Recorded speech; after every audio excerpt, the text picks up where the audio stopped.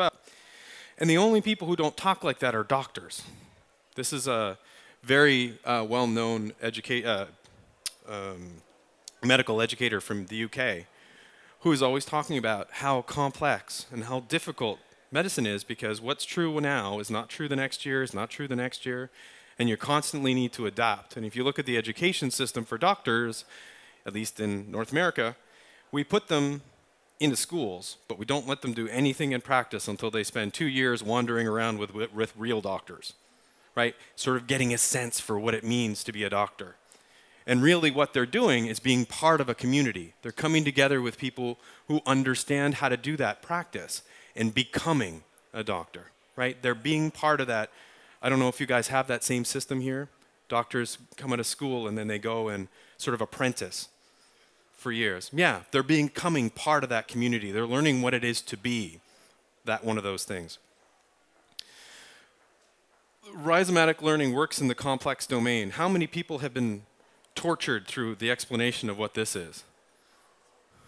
Do you want to be tortured again for a second? She's like, oh no, man, come on. All right. So as long as it's me, it's okay, but if it's not, yeah, okay, I totally understand. So this stuff over here, the internet is really bad at doing this. So it's really difficult to use the internet and to use digital spaces and to use MOOCs and that kind of stuff to teach those 10 people over there exactly what to do, right? Because it's a process of there's people over here and people over there, and it's hard to push them into the simple domain, right? This is, I want to, this is the realm, the simple realm, which is best practices. Do it like this. We always do it like this. This is how that's done. So when you leave the room, turn off the light, right? It's not a question. We don't leave the light on. We don't leave it half on. It's on or off. And that's really what this thing is about. And a lot of education is in this realm, right? We're learning really simple things. There's the complicated realm over here. Jeez, I love having this on the floor. There's the complicated realm here. We'll put it on the screen too. This one is either or. There are 2, 3 options. And again, I was using this example earlier. Mac or PC. Is one right and one wrong? I think in this room it is, by the looks of it. But it's not a right or wrong issue. You need an expert sometimes to consult to help you out. What are the implications? But you're going to make a decision. And it's decide this or decide that, right? Good practice. Find an expert, figure that out. This is the real interesting one. And this is the one that I'm particularly trying to do. So if you're looking at how to educate in the digital age, it's a complex problem. It totally depends on your resources. It totally depends on what you're trying to do. And it's something that requires you to try things. So when I first used Twitter in the classroom, it was terrible. Terrible. It didn't work at all. And then the second time, I wrapped it up together with something else, and we tried and tried and tried. Iterate. Try again. Try again. This, the internet does very well, because it gives access to random ideas, different people, different connections, and it allows that try again to be something that you can do over and over again. 1 minute left. And then the fifth thing, it's about responsibility. And when you look at learning online, you look at communities, the chance to use a community to help support teacher training, to help support people getting better in their practice, the responsibility has to lie in the student. One of the things we do, we try to give people incentives. We try to, lock them down with grades. We try to do all these things. And every time we do it, I think we work against ourselves. At some point, we just need to, when people say, hey, this is going to be hard, hey, I want to join this, the answer is not, oh, well, we'll try to make it easier for you. It's going to be hard, And you know yourself from your own life that all the important things are hard, and you need to work on them. But when you figure it out, and when you get it done, when you make those connections, when you learn that thing you're trying to learn, it's going to be worth it. And then that's about putting the responsibility on top of the student.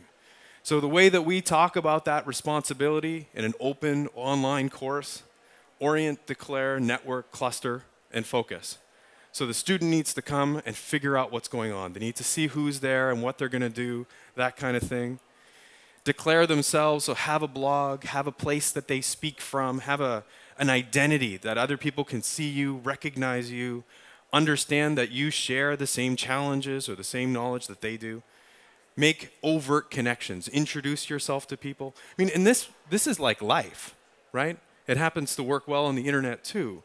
Cluster, find the people who are like you, and then the most important part, which is focus.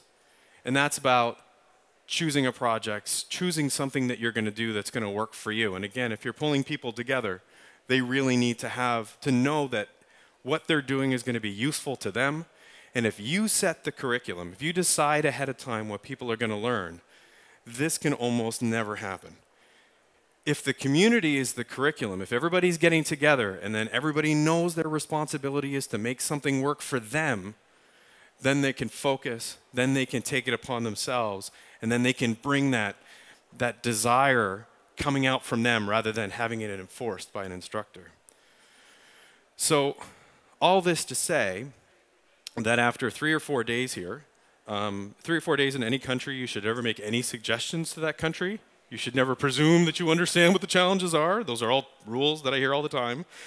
But I'm going to ignore them and say that from what I've seen here, the chance of doing a 6-week thing that happens every year where everybody pulls together, where you say we're going to do 6 topics this year, and people blog, and you pull all those blogs together in that system that you're talking about, person whose name I forget, Jonas, who pulls all those blogs together in the system that he's talking about, and people talk about their practice, and for 6 weeks you do something organized, and that builds that sense of community, and people make connections, and people from small towns who have nobody in their town who does anything like they do can actually pull together and find other people to work with.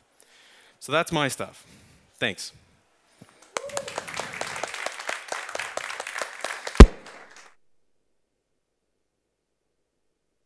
So, thank you very much, Dave.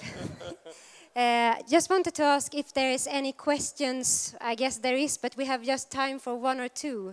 So if there is one question from you to Dave in proceeding with your work. Yeah? If I get the chance again, the blogger here has disorder in the middle. And I just want to, because we are a bit in the process of working in something like best practice or good practice, but I'm a bit afraid what's going to happen on this black border. The black border here, is this on? Yeah, it is. All the blackness here is a lack of decision, right? And one of the things that the Cynefin model is good for, and again, just so there's no confusion, the Cynefin model is Dave Snowden's work. I just stole it because it works for my stuff. I asked him first. He was very nice about it. The lack of decision is always bad. Not figuring out whether a thing is one thing or another. So if you look at, take the Apple PC example. If you think of it as a best practice issue, you're going to get caught, right? I'll give you a perfect example. There's a school district in Michigan in the States that took a best practice approach to converting to Apple. Apple said, oh yeah, everything works fine. So they fired all their IT people and bought all Macs and put them in expecting them to run themselves. It's a complicated issue, right? You can't just go in and assume that you can have, like, they gave little lists to people and said, oh yeah, just do this and this and this, it'll be fine. But of course it wasn't, because it's a complicated issue. You need experts. You need to actually do professional consultation on that stuff. So anytime you don't make a distinction between these two things, you always get yourself into trouble. Right? Or you don't make any decision, you treat everything like it's the same kind of thing, and that's where disorder is, right? So you go, oh, we need to teach them multiplication and we need to teach them ethics, and we're going to do it the same way. That's the disorder realm, right? That's when you're treating it, you just got a big hammer, and you apply the hammer to everything. Was that an answer, Jonas? Yeah. Okay, thank you very much for being here with us today, Dave.